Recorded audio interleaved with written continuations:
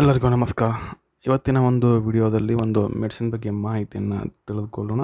ಆ ಒಂದು ಮೆಡಿಸಿನ್ ಬಂದುಬಿಟ್ಟು ಒಂದು ಡೋಲೋವಿನ್ ಪ್ಲಸ್ ಅನ್ನುವಂಥ ಒಂದು ಟ್ಯಾಬ್ಲೆಟಿನ ಬಗ್ಗೆ ಈ ಒಂದು ವಿಡಿಯೋದಲ್ಲಿ ನಮಗೆ ಮಾಹಿತಿಯನ್ನು ತಿಳಿಸ್ಕೊಡ್ತಾ ಹೋಗ್ತೀನಿ. ಈ ಒಂದು ಡೋಲೋವಿನ್ ಪ್ಲಸ್ ಅನ್ನುವಂಥ ಒಂದು ಟ್ಯಾಬ್ಲೆಟ್ ತಯಾರು ಮಾಡಿರ್ತಕ್ಕಂಥ ಒಂದು ಕಂಪ್ನಿ ಬಂದುಬಿಟ್ಟು ಒಂದು ಮೈಕ್ರೋ ಲ್ಯಾಬ್ಸ್ ಲಿಮಿಟೆಡ್ ಅನ್ನುವಂಥ ಒಂದು ಕಂಪ್ನಿ ಈ ಒಂದು ಡೋಲೋವಿನ್ ಪ್ಲಸ್ ಅನ್ನುವಂಥ ಟ್ಯಾಬ್ಲೆಟ್ ತಯಾರು ಮಾಡ್ತು. ಇದರ ಪ್ಯಾಕೇಜಿಂಗ್ ಮತ್ತು MRP ನೋಡೋದಾದ್ರೆ ಪ್ಯಾಕೇಜಿಂಗ್ ಬಂದುಬಿಟ್ಟು ನಿಮಗೆ 10 ಒಂದು ಸ್ಟಿಪ್ ಸಿಗುತ್ತೆ ಮತ್ತು MRP ಬಂದುಬಿಟ್ಟು ನಿಮಗೆ 90 ರೂಪಾಯಿ ಇದಕ್ಕೆ ಆಗುತ್ತೆ ಒಂದು ಡೋಲೋವಿನ್ ಪ್ಲಸ್ ಟ್ಯಾಬ್ಲೆಟ್ ಇದ್ದು. ಮತ್ತು ಇದರಲ್ಲಿರುವಂಥ ಒಂದು ಮಾಲಿಕ್ಯೂಲ್ ನೇಮ್ ಕಂಟೆಂಟ್ ನೇಮನ್ನು ನೋಡೋದಾದ್ರೆ ನಿಮಗೆ 2 ರೀತಿ ಕಾಂಬಿನೇಷನ್ ಇದರಲ್ಲಿ ಸಿಗ್ತದೆ.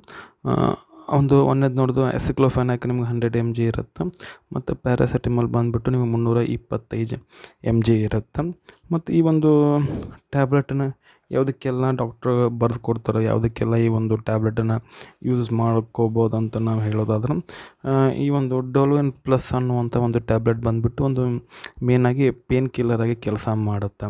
ಅಂತಂದರೆ ಬಾಡಿಲಿ ಯಾವುದೇ ಪೇನ್ ಇರಲಿ ಈ ಒಂದು ಟ್ಯಾಬ್ಲೆಟನ್ನು ಕಡಿಮೆ ಮಾಡುತ್ತೆ. ಅಂತಂದ್ರೆ ಈ ಮಸಲ್ ಪೇನ್ ಇರ್ಬೋದು, ಬ್ಯಾಕ್ ಪೇನ್ ಮತ್ತು ಹಲ್ಲು ನೋವು ಎಲ್ಲ ರೀತಿಯ ಒಂದು ಪೇನ್ ಕಡಿಮೆ ಮಾಡುತ್ತೆ. ಅದರ ಜೊತೆಗೆ ಏನಾಗುತ್ತೆ ಅಂತಂದ್ರೆ ಇನ್ಫ್ಲಮೇಷನು ಸಹ ಈ ಒಂದು ಟ್ಯಾಬ್ಲೆಟನ್ನು ಕಡಿಮೆ ಮಾಡುತ್ತೆ.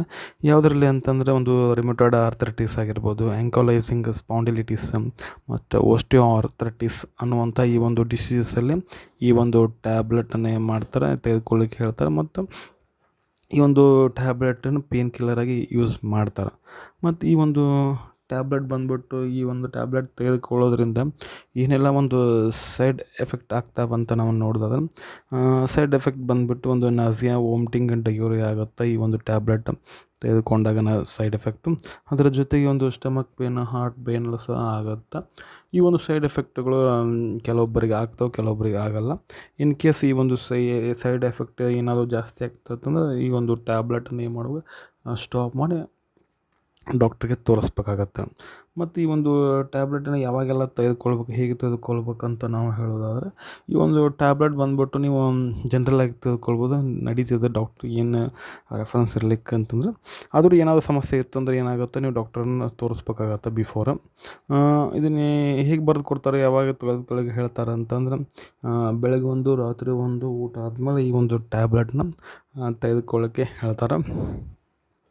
ಮತ್ತು ಪ್ರಿಕಾಷನ್ಸ್ ಏನೆಲ್ಲ ತೆಗೆದುಕೊಳ್ಬೇಕು ಈ ಒಂದು ಟ್ಯಾಬ್ಲೆಟನ್ನು ನೀವು ಯೂಸ್ ಮಾಡುವಾಗ ಅಂತಂದರೆ ಈಗಾಗಲೇ ಹೇಳಿರುವಾಗ ಒಂದು ಸೈಡ್ ಎಫೆಕ್ಟ್ ಇತ್ತಂದರೆ ಆ ಒಂದು ಮೆಡಿಸಿನ್ಸ್ ಬಗ್ಗೆ ಸ್ಟಾಪ್ ಮಾಡಬೇಕಾಗತ್ತೆ. ಮತ್ತು ಅಲರ್ಜಿಕ್ ಇರ್ತಾವೆ ಕೆಲವೊಂದು ಮೆಡಿಸಿನ್ ಮಾಲಿಕ್ಯೂಲ್ ನೇಮ್ ಅನ್ನುವಂಥದ್ದು ಒಂದು ಪೇಷಂಟಿಗೆ ಅವಾಗ ಸಹ ಅದನ್ನು ನೀವು ಅದನ್ನು ಗಮನದಲ್ಲಿಟ್ಟುಕೊಂಡು ಆ ಒಂದು ಟ್ಯಾಬ್ಲೆಟನ್ನು ತೆಗೆದುಕೊಳ್ಬೇಕಾಗತ್ತೆ. ಮತ್ತು ನೀವೇನಾದರೂ ಮುಂಚೆಗೆ ಏನಾದರೂ ಒಂದು ಮೆಡಿಸಿನ್ಸನ್ನು ತೆಗೆದುಕೊಳ್ತಾ ಇದ್ದರೂ ಸಹ ಆ ಒಂದು ಮೆಡಿಷನನ್ನು ಇನ್ಫಾರ್ಮೇಷನ್ ಮಾಡಬೇಕಾಗತ್ತೆ. ಮತ್ತು ಈ ಲಿವರ್, ಕಿಡ್ನಿ ಪ್ರಾಬ್ಲಮ್ ಮತ್ತು ಈ pregnant women, breast feeding women ಇವೆಲ್ಲ ಇತ್ತಂದರೆ ಏನು ಮಾಡ್ಬೇಕಂದ್ರೆ ಡಾಕ್ಟ್ರಿಗೆ ಮುಂಚೆಗೆ ನೀವೇನು ಮಾಡ್ಬೇಕಂದ್ರೆ ಹೇಳಬೇಕಾಗತ್ತೆ. ಮತ್ತು ಈ ಒಂದು ಮೆಡಿಸಿನನ್ನು ಮಕ್ಕಳಿಂದ ದೂರ ಇಡಬೇಕಾಗತ್ತೆ ಸ್ನೇಹಿತರೆ. ಇದಾಗಿತ್ತು ಇವತ್ತಿನ ಒಂದು ವಿಡಿಯೋ. ಈ ಒಂದು ವಿಡಿಯೋ ನಿಮಗೆ ಹೆಂಗೆ ಅನ್ನಿಸ್ತು ಅಂತ ಕಮೆಂಟ್ ಮಾಡಿ. ವಿಡಿಯೋ ಇಷ್ಟ ಆತಂದ್ರೆ ಒಂದು ಲೈಕ್ ಮಾಡಿರಿ, ಆದಷ್ಟು ಒಂದು ವಿಡಿಯೋನ ಶೇರ್ ಮಾಡಿರಿ ಅಂತ ಹೇಳ್ತಾ ಮತ್ತೊಂದರಲ್ಲಿ ಮತ್ತೆ ಸಿಗ್ತೀನಿ. ಅಲ್ಲಿವರೆಗೂ bye bye. Thanks for watching. ಆರೋಗ್ಯ ನಮ್ಮ ಕೈಯಲ್ಲಿ.